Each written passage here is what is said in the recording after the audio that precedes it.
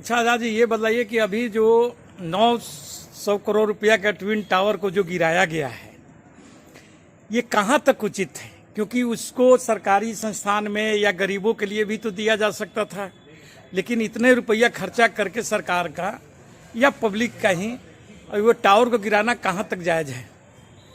देखिए, जहाँ तक ट्विन टावर के बारे में बात कर रहे हैं, इसके बारे में थोड़ा सा फ्लैशबैक में जाइएगा तो आप देखिएगा कि ट्विन टावर जब से बना है कि विवादों का घर बना हुआ था, और हमें समझ में नहीं आता जब निर्माण हो रहा था उस वक्त में सरकारें कहाँ सोई थी, और अब जब उतना बड़ा वो बन चुका है और उसको 18 से 20 करोड़ रुपये खर्च करके इतना बड़ा एक टावर को गिरा देना, ये कहाँ का न्याय है? क्या उचित है?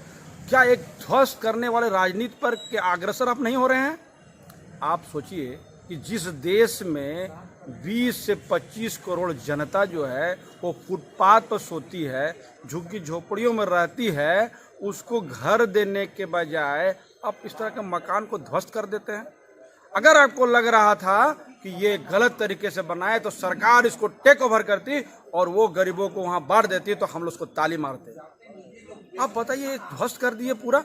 अभी उसको खर्च करके अभी इतना पोल्यूशन जो फैला, अभी अगल बगल लोग काफ़ी परेशान हुआ है।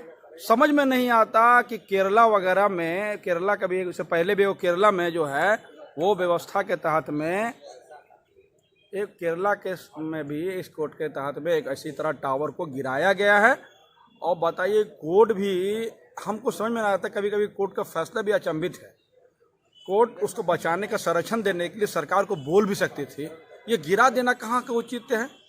आपको एक और जानकारी हम दे देते हैं कि जिस दिन ट्विन टावर गिरा उसका सेकंड दिन शेयर बाजार भी धड़ाम से गिर गया और रुपया भी हमारा डेमोलिश हो गया, और $1 के बराबर 80.11 पैसा जो है ना रुपया का वैल्यू हो गया $1 के मुकाबले।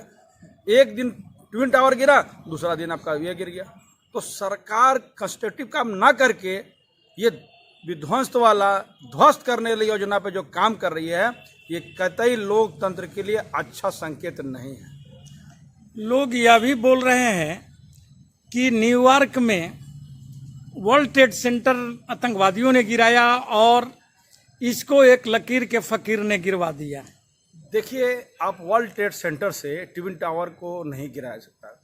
जो वर्ल्ड ट्रेड सेंटर को गिराया है, एक आतंकवादियों को सोची समझे एक राजनीति का हिस्सा था और एक गलत प्रवेश था जिसके तहत में उसका वो जो है वर्ल्ड ट्रेड सेंटर को गिराया गया है। जो ट्विन टावर गिराया गया है, ये न्याय व्यवस्था के तहत दौड़ाया गया है। मैं ये जानना चाहता हूँ सरकार को कि सरकार चाहती तो ये ट्विन टावर बच सकता था, ये गरीबों को आवंटन किया जा सकता था, लेकिन जब सरकारें असंवेदनशील बैठ जाती है तो इसी तरह के नज़ारे पूरे देश में दिखाई पड़ता है। कोई बुलडोजर लेकर तोड़ रहा है। सर जी, अब बनाकर दिखाइए ना। आप बनाने का काम पर सोचिए, आपसे बनेगा नहीं। तोड़ना तो आसान होता है सर। कितना देश का सीमेंट, कितना देश का छड़, कितना देश का बारूद, उतना मजदूरों का मेहनत, सारा चीज चला गया, वेस्ट में चला गया। इसी तरह देश का पैसा जो है, आप बोलते हैं देश का पैसा चला गया।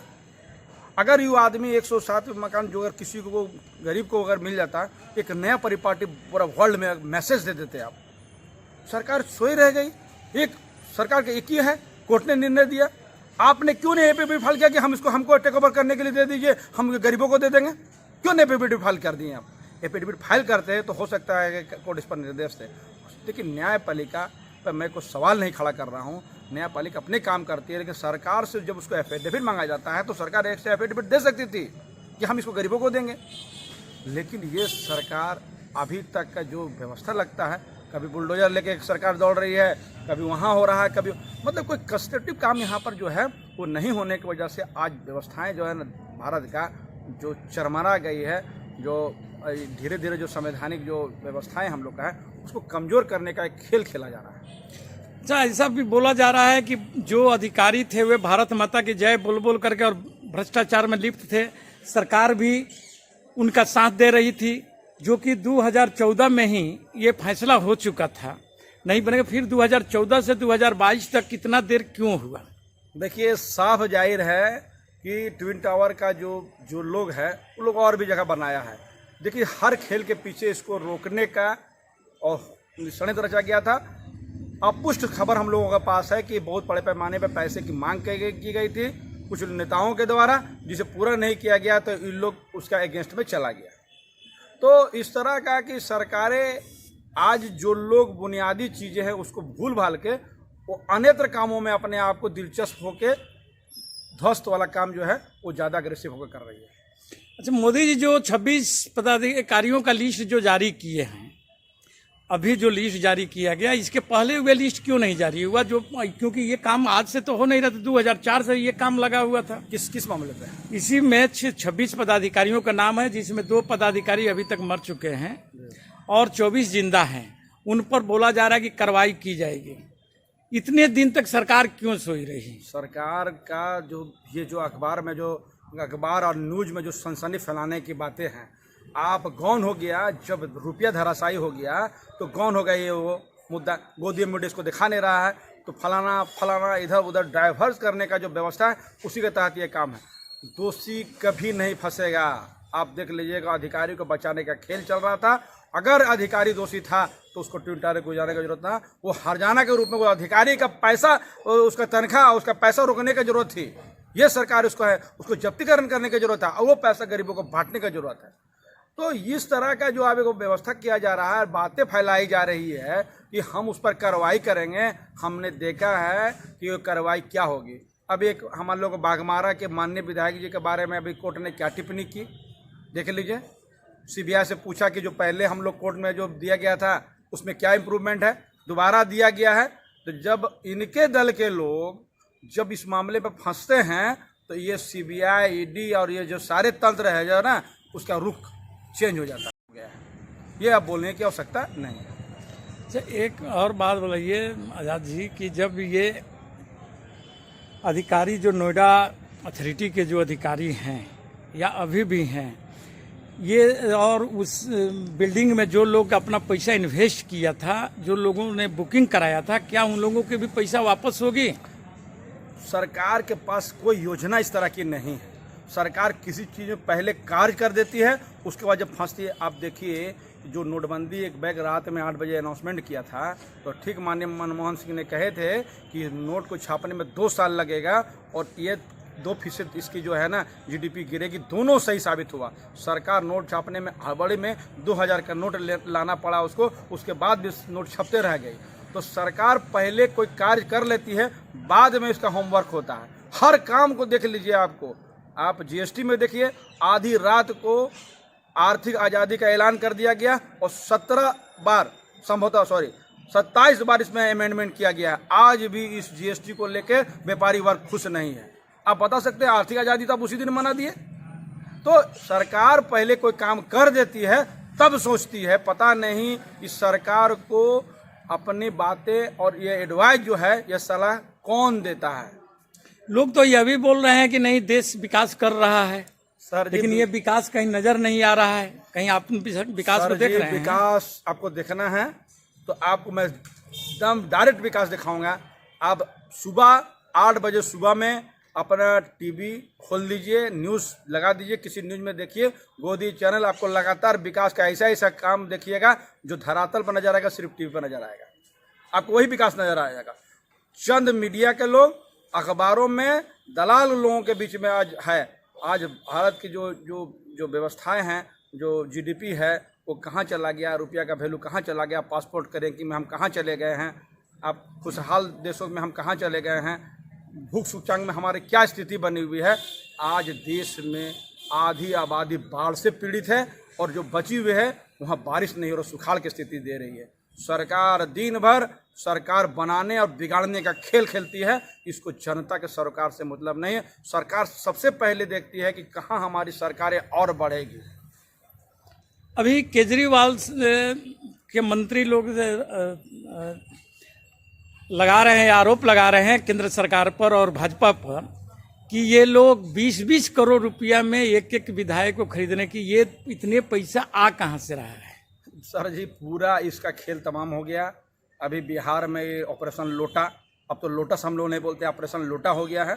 ऑपरेशन लोटा बिहार में फेल हो गया, झारखंड में 3 बार लोटा फेल हो गया है। साफ साफ उसके विधायक लोग कह रहा है कि हमने पैसा दिया है, हमको ऑफर दिया जा रहा था बदलने के लिए। अब तो सरकार को जवाब देना चाहिए कि जो आरोप लगा उसको निर्दोष साबित करने के लिए सरकार को आगे आके अपने बात को रखना चाहिए। सरकार क्यों नहीं करती है? एक प्रवक्ता को भेज देता है जो दिन में भो भो भो करते रहता है, अनशन जो मन है वो बोलते रहना, गोदिया मीडिया को दिखाना है, बस यही काम सरकार की बच गई है। आप हमको बताइए कि बाड्रा पर भी तो डीएलएफ के मामले पे बहुत पूछताछ हुई, कितना दिन आप उसको बुलवाएं और क्या रिजल्ट हुआ, सरकार को बताना चाहिए। अरविंद केजरीवाल पे सीबीआई ने जो छापा मारा, उसके कार्यालय में, उसका ओएसडी में, सब ने छापा मारा, सीबीआई को बताना चाहिए कि उसको क्या मिला। अभी आप देख लीजिएगा, ये आपको सोनिया गांधी और राहुल गांधी को परेशान किया जा रहा है, देख लीजिएगा 0 बट्टा सन्नाटा है, कुछ मिलने वाला नहीं है। मनीष सिसोदिया के पास आपने 18 घंटा मारा ना छापा, क्या मिला बताइए आपको देश को, बताइए। सीबीआई के प्रवक्ता को आना चाहिए, बताना चाहिए देश को। और आज जो है अभी हम लोग देख रहे थे कि वो अभी गया है, वो क्या नाम है, बैंक गया के उसका लॉकर को चेक कर रहा है और वहाँ भी हमको नहीं लगता कि कुछ मिलेगा। ये सरकार और जो बैठी हुई है सीबीआई का, ईडी का इस्तेमाल कर रहे हैं, इसका मकसद किसी भ्रष्टाचारी को पकड़ना नहीं है, सिर्फ अपने विपक्षियों को परेशान करने का एक खेल खेला जा रहा है। ये समझ लीजिए सीबीआई, ईडी और आईटी के द्वारा 2024 के चुनाव लड़ने की तैयारी है। अच्छा, चलिए आजाद जी, अंत में ये बतला दीजिए कि ये जो अभी झारखंड की सरकार जो अस्थिर है, अस्थिर अवस्था में यहाँ के मुख्यमंत्री अपने मंत्री और विधायकों को लेकर के इस रिसोर्ट से इस रिसोर्ट घूमते चल रहे हैं, इस पर आपके क्या कहना है? समझे, जब गलत आदमी आपके मोहल्ला में आ जाता है ना, तो आदमी अपने बच्चों को भी और अपने पत्नियों को भी उससे गुरेज करने के लिए, उससे बचाने के लिए उसको कहता है कि भैया से दूर रहिए। तो वही हाल है कि आज देश में ऐसा व्यवस्था बना हुआ है, कुछ लोग ऐसा बना हुआ है, उसका काम है सरकार को गिराना और कहीं सरकार को बना लेना। तो इसी के संदर्भ में ये प्रिकॉशन के रूप में आज सरकारें डरी हुई है। क्या ये क्या बताना चाहते हैं? विश्व किस रूप में हमको देश को, हमारे देश को देखता था, आज किस रूप में देख रहा है? क्या सरकारें किसी सरकार को गिराने में और अपना सरकार बनाने में इतना दिलचस्पी है? जनता से कोई सरोकार नहीं है, उसका नैतिक मूल्य का ह्रास हो चुका है, या इतना सरकारें गिर गई है कि अब ये सहारा आप ले रहे हैं?